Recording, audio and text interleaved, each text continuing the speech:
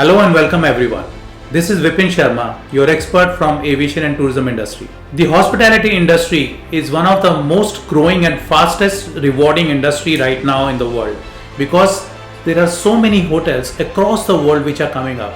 And if you take in India, there are so many international chains are now making India as a solid base and they are opening more and more hotels. There will be more job opportunities. So I welcome you to the one of its kind online course on hospitality and MICE management. This particular course will tell you what are the job roles and responsibilities if you want to work in the front office in the hotel or you want to work in the banquet services of the hotels.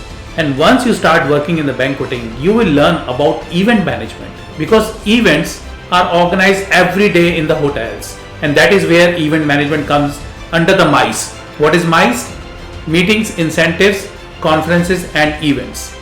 You will learn about conferences, you will learn how to handle big meetings, and you will also learn about events. I would like to welcome you to this course. Till then, happy learning.